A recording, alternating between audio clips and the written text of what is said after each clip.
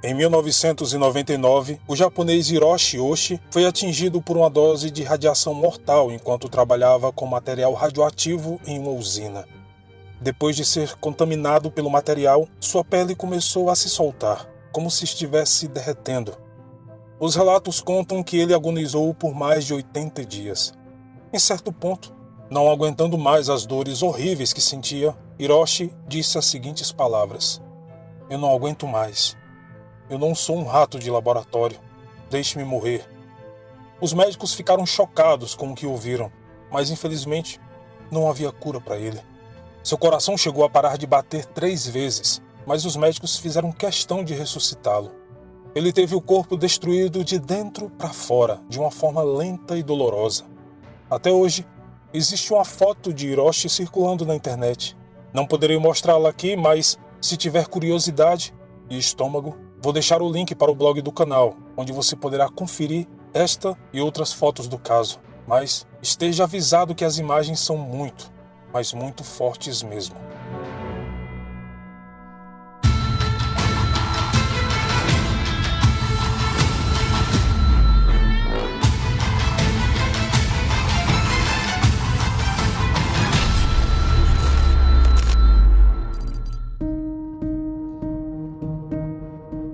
Olá, seja muito bem-vindo ao canal Paralelo Metafórico. O meu nome é Daniel. Você já deve ter lido ou escutado essa história alguma vez em sua vida online. Este caso foi indicado pelo escrito Leandro Machado. E hoje analisaremos juntos se tudo o que contam por aí realmente condiz com a verdade. Venham comigo e vamos conhecer a chocante história de Hiroshi Oshii, a morte mais dolorosa da história. Este assunto aparece com bastante frequência em vários sites e o tema é geralmente relacionado a um acidente nuclear ocorrido na usina de Tokaimura, no Japão. É relatado que a morte agonizante de um homem chamado Hiroshi, que sobreviveu por 83 dias após receber uma dose mais do que fatal para seres humanos de radiação, teria sido fruto deste vazamento nuclear. Pesquisando mais sobre este assunto para ter um pouco mais de embasamento, notei que a grande maioria dos sites que falam sobre o evento praticamente copiam e colam o mesmo texto, inclusive com os mesmos erros ortográficos, não só aqui no Brasil, mas no exterior também. Então, eu tentei traçar uma linha do tempo para poder saber qual foi o primeiro site a publicar a notícia, mas me deparei com um blog totalmente em japonês, onde apresenta apenas uma manchete de jornal da época. O artigo em si é composto por algumas fotos aleatórias e uma fotografia do suposto jornal onde cita o acidente, sendo impossível a tradução para mim. Então, sempre que me deparo com algum assunto que parece não ter origem segura na internet, eu busco por fontes mais confiáveis, principalmente impressas. Mas, infelizmente, não achei nenhuma revista que trate especificamente do assunto, a não ser praticamente o mesmo texto que circula nas redes sociais desde o início dos anos 2000, tendo uma maior incidência no ano de 2008. Uma fonte física e impressa poderia ser algo mais seguro, mas, infelizmente, também não encontrei nenhum livro em português que trate especificamente sobre o assunto. A maioria esmagadora dos livros sobre o tema, na verdade, são um aglomerado de histórias misteriosas e lendas urbanas. Resolvi então pesquisar em alguns sites especializados em artigos acadêmicos. Um fato tão chocante como este poderia e deveria ter sido tema de algum assunto mais aprofundado de alguma universidade. Mas o que encontrei foram apenas citações sobre o caso, referenciando um livro em inglês chamado Uma Morte Lenta, 83 dias doente por irradiação. O livro foi publicado em 2008, tendo uma reedição em 2015 pela NHK TV Crew. A NHK é a maior emissora de TV e rádio do Japão, fundada em 1950 e tem um grande respaldo mundial. O livro em questão foi escrito baseado nos relatos de ninguém menos que Dr. Maekawa, o médico que atendeu Hiroshi na época. Então, comprei o livro que estava disponível na Amazon. Em suma, os relatos apontados no livro contam como aconteceu a deterioração incrivelmente horrível do homem e os esforços feitos por uma equipe médica para salvá-lo. Então, me debrucei por algumas horas e 3 dias para finalizar a leitura, que infelizmente só está disponível em inglês. Boa parte do livro fala precisamente sobre o pior acidente de radiação nuclear do Japão até então, que ocorreu em uma instalação de reprocessamento de urânio em Tokaimura. no nordeste de Tóquio, no dia 30 de setembro de 1999. A causa direta do acidente foi citada como um vazamento no depósito contendo uma solução de nitrato de uranila, com cerca de 16 quilos de urânio, que em certo momento excedeu a massa crítica que estava armazenada em um tanque de precipitação. 3 trabalhadores presenciaram o incidente. 2 deles foram expostos a doses extremas de radiação. Hiroshi Oshi foi um desses trabalhadores. Ele foi transferido para o pronto-socorro do Hospital da Universidade de Tóquio apenas 3 dias após o acidente. O Dr. Maekawa e sua equipe inicialmente pensaram que Hiroshi parecia relativamente bem para uma pessoa exposta a tais níveis de radiação. Ele falava e apenas a sua mão direita estava um pouco inchada e com vermelhidão. No entanto, sua condição enfraqueceu gradualmente conforme a radioatividade quebrou os cromossomos em suas células. Os médicos não sabiam o que fazer. Havia muito poucos precedentes e tratamentos médicos comprovados para as vítimas de envenenamento por irradiação na época.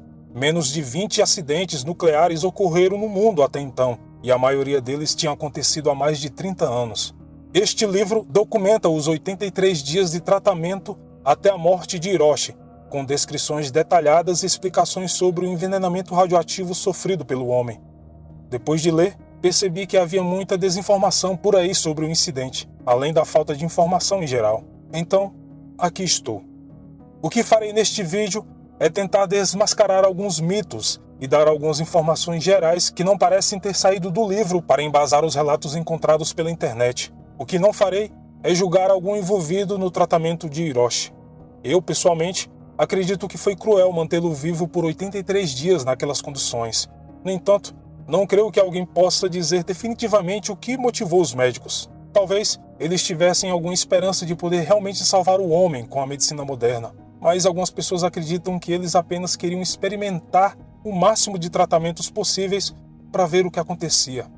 Obviamente, eu não sou médico, especialista ou algo parecido. Eu apenas li o livro, o único, pelo menos que eu encontrei, que parece tratar deste assunto com mais seriedade. E claro, eu usarei como fonte principal deste vídeo. Primeiramente, vamos começar pelo nome do homem. Por alguma razão, seu nome de batismo às vezes é relatado como sendo Hiroshi, mas definitivamente o seu nome era Isashi. Isso é comprovado no livro com a sua certidão de nascimento. Seu sobrenome realmente se pronuncia Oshi, mas a escrita correta seria Oishi. Algumas pessoas afirmam que o seu nome, na verdade, é Oshi e o sobrenome é Isashi, pois na língua japonesa, assim como em outros idiomas orientais, é comum que o sobrenome seja dito antes do nome de batismo. No entanto, segundo o jornal Japan News, no século XIX, em meio à crescente influência da cultura ocidental no país, essa ordem foi mudada na escrita de nomes japoneses em línguas estrangeiras, e hoje apenas a escrita em kanji é feita de modo inverso. Não existem muitas informações sobre a vida pessoal de Isashi. Talvez, a pedido da família, as fontes japonesas foram suprimindo essas informações. O que se sabe é que o homem seria natural de Ibaraki, uma cidade japonesa localizada na região de Kato, na principal ilha de Honshu, cuja capital é a cidade de Mito. Ele tinha uma irmã mais nova, era casado e tinha um filho pequeno. Isashi fumava um maço de cigarro por dia, mas tinha um grande histórico de atleta, principalmente na escola, jogando rugby semi-profissional até 1999, quando foi contratado como técnico na fábrica JCO em Tokaimura, onde ele e seus colegas foram incumbidos de manipular combustível para um reator chamado Joyo, que era a base de urânio. Eu também não consegui encontrar nenhuma informação sobre o seu grau escolar. Embora para trabalhar em uma usina deste tipo no Japão tenha que ter pelo menos um nível técnico, ele e seus colegas recém-contratados eram referidos pelos veteranos da usina como pessoas não qualificadas para o trabalho. O acidente em questão ocorreu em um prédio de testes de conversão, onde Isashi nunca havia trabalhado antes. Certamente, eu não tenho um entendimento profundo do que exatamente deu errado com o lote de combustível que eles manipulavam para causar a pane. Então, tentarei não me aprofundar muito nisso, pois, até hoje, nem mesmo os peritos têm 100% de certeza de como tudo teria se desenrolado. A empresa japonesa JCO vinha desde 1993 usando um método de criação e manipulação deste combustível, que inclusive ia contra as regulamentações internacionais. Em uma das fábricas da JCO, inclusive, já havia acontecido um pequeno incidente com o césio nos anos 80. A empresa havia estabelecido sua própria maneira de fazer as coisas, principalmente em Tokaimura. Mas o que Hisashi Oshi e seus colegas Masato Shinohara e Yutaka Yokokawa estavam fazendo provavelmente ignorou os princípios básicos de segurança da empresa. Em 30 de setembro de 1999, Shinohara estava em uma plataforma acima de um tanque de mistura, despejando uma solução de nitrato de uranila de um balde de aço. Aquele era o 7º balde da solução a ser adicionado. Yokokawa começou segurando o funil através do qual Shinohara derramava o líquido, mas depois o entregou a Hisashi e foi se sentar em uma mesa de uma sala ao lado. Foi quando a situação crítica ocorreu. Os 3 trabalhadores testemunharam um flash de luz azul, conhecido como efeito Cherenkov. Esta reação geralmente ocorre quando uma partícula carregada eletricamente desloca-se a uma velocidade superior à da luz. Ela emite radiação eletromagnética que pode ser visível a olho nu, com uma coloração caracteristicamente azulada. Percebendo que algo horrível havia acontecido, os homens fugiram imediatamente. Em um vestiário próximo, Hisashi vomitou e desmaiou. Os 3 homens foram levados primeiro para o hospital local. Um dia depois, eles foram transferidos para o Instituto Nacional de Ciências Radiológicas, localizado em Chiba. E, finalmente, no 3º dia, apenas Hisashi foi levado para o hospital da Universidade de Tóquio. Até então, o homem parecia se recuperar bem dos sintomas. Nos dias seguintes, ele parecia tão normal que os médicos ficaram chocados. Sua pele não estava nem mesmo visivelmente queimada. Apenas o braço direito, que havia recebido a maior radiação, estava parecendo inchado e ligeiramente vermelho. Além disso, ele estava totalmente consciente e conversava normalmente com a equipe médica. Mas a sua recuperação durou pouco tempo. A radiação havia literalmente quebrado seus cromossomos. O seu corpo não seria mais capaz de produzir células, e isso significava que Hisashi estava tecnicamente morto. As células que seu corpo já havia produzido antes da radiação ainda seriam usadas até o esgotamento, permitindo que ele parecesse normal por um tempo. No entanto, os exames de sangue mostraram que seus níveis de leucócitos e linfócitos estavam perigosamente baixos. Sem isso, ele não tinha sistema imunológico. O homem então foi colocado em uma sala limpa, especialmente construída em uma UTI, onde foi monitorado com muito cuidado para quaisquer sinais de infecção, incluindo exames de sangue diários para detecção precoce. Como sua irmã foi considerada uma doadora compatível, Hisashi se tornou o primeiro receptor mundial de células-tronco, que foram coletadas do sangue dela e transfundidas para ele, na esperança de que isso permitisse que seu corpo criasse novas células sanguíneas, dando-lhe uma pequena chance de sobrevivência. E assim foi feito, até que as coisas começaram a piorar. Tragicamente, Hisashi parecia ter começado a sentir que era o seu fim. Sua pele logo começou a cair, pois as células da epiderme são algumas das que se reproduzem mais rapidamente no corpo. Não era possível usar esparadrapo, e um tipo especial de gaze foi usado, pois o tipo normal era muito duro e o machucava muito. Então, seus pulmões começaram a se encher de fluido, o que nos leva ao mito número 1 sobre essa história.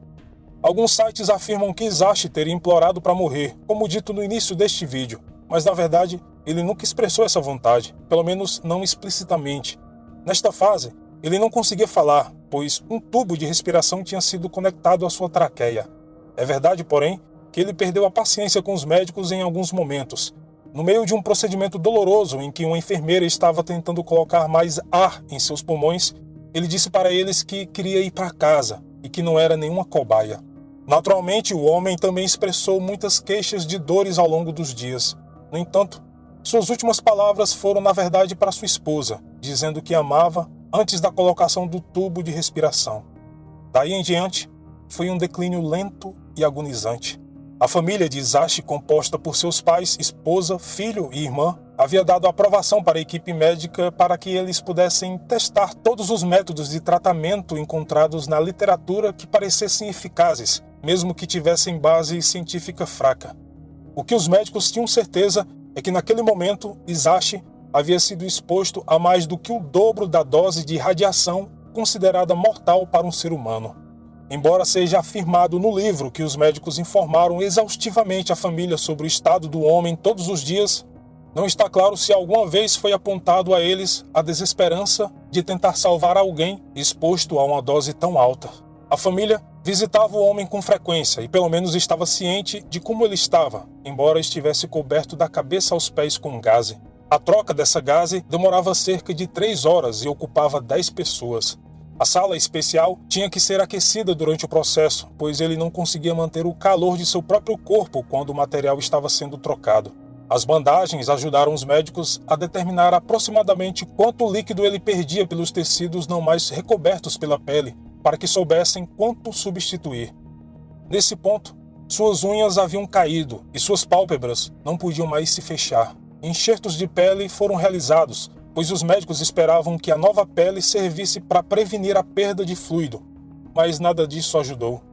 Um detalhe que costuma aparecer em alguns relatos pela internet é que os médicos inseriram uma câmera em seu reto e viram seu intestino derreter, mas isso, claro, é falso.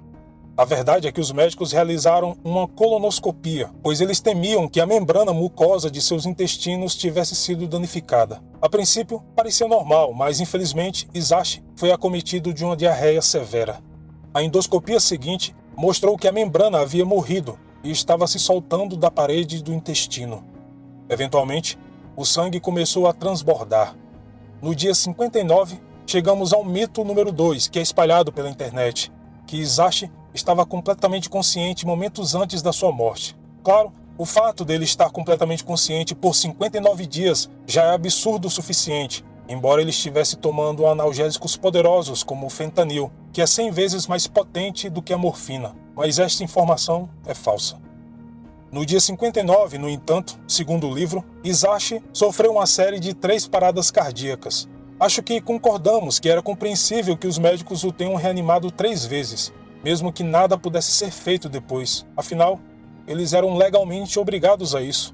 No total, o coração de Hisashi havia parado por cerca de 50 minutos e sua respiração por quase 1h30. Depois disso, ele parou de responder a qualquer estímulo e não tinha reflexo pupilar à luz. Embora suas ondas cerebrais não tivessem parado totalmente, ao que tudo indica, ele parecia não estar ciente do que estava acontecendo ou sentindo qualquer tipo de dor.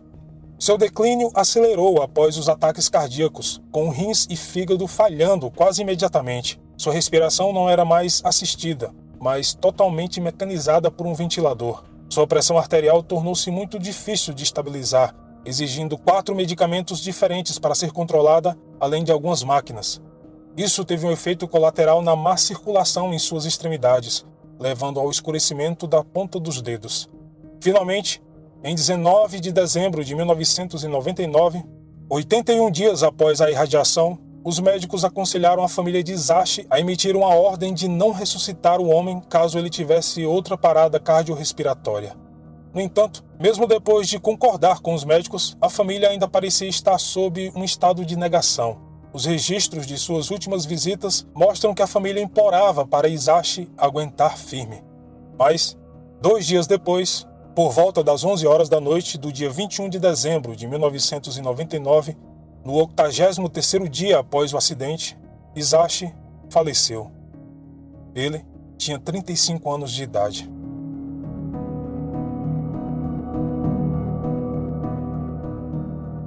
Agora podemos lidar com o mito número 3, que é espalhado pela internet. Aquele que é o verdadeiro motivo pelo qual eu fiz este vídeo. Aquela foto. Se você já ouviu falar desse caso antes, certamente já viu a tal foto. Se você não viu, aconselho que não veja. Mas, se for teimoso o suficiente, pode encontrá-la em uma pesquisa no Google. Mas eu também a disponibilizei em nosso blog. Se você me perguntar se esta foto é real, em uma resposta simples, eu lhe direi que não é. A foto é completamente falsa, pelo menos com relação a Hisashi. É possível encontrar muitas inconsistências em comparação aos relatos do livro para afirmar a originalidade desta imagem. Para isso, eu listei 8 pontos que podemos observar para garantir que esta foto em questão não é de Hisashi. Primeiro ponto. A pessoa nesta foto tem um pé amputado na altura da canela. Em nenhum dos relatos dos médicos sobre Hisashi foi dito que alguma parte do seu corpo havia sido amputada. A certa altura, quando a equipe de especialistas em radiação de todo o mundo foi trazida para consultar o caso, um médico russo recomendou que o braço direito do homem fosse amputado, porque o músculo estava morrendo e envenenando o resto do corpo. No entanto, os médicos japoneses não fizeram isso, pois sabiam que Hisashi não tinha capacidade de cura. Além disso, seu sangue não tinha plaquetas, o que significava que não podia coagular e ele poderia sangrar até a morte. Eles se recusaram até mesmo a fazer uma biópsia nele por medo disso. Segundo ponto, Isashi passava todo o tempo coberto da cabeça aos pés por uma gaze médica muito especial. Suponho que seja possível que esta foto tenha sido tirada durante uma mudança de material. Mesmo assim, parece improvável. O procedimento médico usado em Isashi consistia em tirar a gaze velha e encharcada e colocar uma nova na região descoberta imediatamente. Eles não tiravam todas as gases para fazer a troca. Isso era feito lentamente, uma por uma. Terceiro ponto. Em nenhum momento Isashi teve seus braços ou pernas içados por fios de aço. Aliás, isso não faz nenhum sentido, e é o que vemos nesta foto. Quarto. Isashi não estava totalmente sem pele no momento de sua morte. Foi descrito enquanto ele estava vivo e novamente em sua autópsia que havia uma borda de pele bem definida em seu corpo, mesmo que fina e delicada, e a pele de suas costas parecia relativamente normal. Ele também tinha alguma pele em seu peito e abdômen, que o legista descreveu como sendo extremamente vermelha, como se ele tivesse sido escaldado. Quinto ponto. Ele estava em uma sala limpa, especialmente projetada em uma UTI, que foi descrita como adornada com muitas folhas de plástico, onde nenhuma das quais é vista nesta foto. Inclusive, na foto, dá para notar um ambiente completamente diferente de um hospital tipicamente japonês. No fundo desta foto, podemos ver até uma pia de cozinha. Sexto ponto. É descrito no livro que havia 2 filtros de ar na cabeceira de sua cama, colocados ali na tentativa de afastar quaisquer bactérias, fungos ou vírus no ambiente. Esses filtros não aparecem nesta foto. Sétimo ponto. Isashi foi colocado em um respirador logo após qualquer parte de sua pele começar a cair. Essa pessoa na foto tem fios entrando em seu nariz, mas não parece ser o tipo de máquina usada por Isashi. Oitavo e último ponto. Ele estava em uma cama especial, rolante, que balançava 55 graus para o lado para evitar escaras e problemas pulmonares. A cama tinha um acolchoamento grosso em volta dela para garantir que ele não escorregasse durante o movimento. Nada disso aparece na foto. Definitivamente, esta imagem não é de Isashi. Mas temos que admitir que ela dá mais dramaticidade a uma história já dramática. Em uma pesquisa rápida, é possível encontrar a origem desta foto. Ela foi tirada no início dos anos 90, em um hospital no Texas, especializado em queimaduras. Inclusive, eu achei uma matéria sobre o tratamento de vítimas de queimaduras graves que tem uma foto desta mesma pessoa em um ângulo diferente. Deixei um link com todas as fotos para o blog do canal, caso você queira conferir. Yutaka Yokokawa, um dos 2 colegas de Isashi, sobreviveu sem sequelas ao incidente, pois ele estava em uma sala ao lado da ocorrência. Masato Shinohara, que estava derramando a solução de nitrato de uranila, também foi exposto à radiação, recebendo uma quantidade inferior à de Isashi. Por alguns meses, Masato parecia ter escapado do mesmo destino cruel de seu colega, e a sua esposa foi informada após a morte de Isashi que o caso de seu marido era diferente e que ele se recuperaria. Mas, lentamente, os mesmos sintomas começaram a aparecer. Eles foram um pouco menos graves no início, e Masato fez um transplante de sangue de cordão umbilical, que foi bem sucedido e ajudou a sua medula óssea a se recuperar. Mesmo assim, o seu sistema imunológico nunca melhorou. Quando sua pele começou a cair, alguns enxertos foram realizados com sucesso, mas a pele acabou perdendo toda sua maciez e elasticidade e ficou dura como uma armadura. Shinohara acabou sendo transferido para o hospital da Universidade de Tóquio sob os cuidados da mesma equipe médica que tratou Isashi, mas ele recusou o tratamento. Seus pulmões e rins então começaram a falhar e ele contraiu pneumonia como resultado de uma infecção. Masato faleceu em 27 de abril do ano 2000, 211 dias após o acidente, aos 40 anos de idade. Em sua autópsia, é descrito que a sua pele fazia o som de estalo ao ser cortada, como se o bisturi estivesse cortando uma fatia de pão seco. 6 homens da empresa JCO foram presos após a morte de Isashi e Shinohara por negligência profissional, incluindo Yutaka Yokokawa, o único que estava presente durante o incidente e que sobreviveu.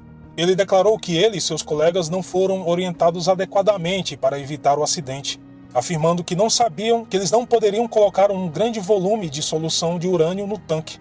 Em 2003, todos os 6 réus foram considerados culpados das acusações e condenados de 2 a 3 anos de prisão cada. Nenhum deles apelou da decisão. A empresa JCO foi processada e obrigada a pagar uma indenização milionária às famílias das 2 vítimas e nunca mais retornou às operações na usina de Tokaimura. O lugar foi demolido em 2005 e o tanque de precipitação envolvido no acidente foi enterrado e até hoje apresenta altos níveis de radiação. Apesar de inúmeras outras fotos circularem na internet para exemplificar o acidente, nunca é citado que tais fotos são ilustrativas. No livro, além de inúmeros gráficos e prontuários médicos, uma única foto de Hisashi é mostrada. Esta.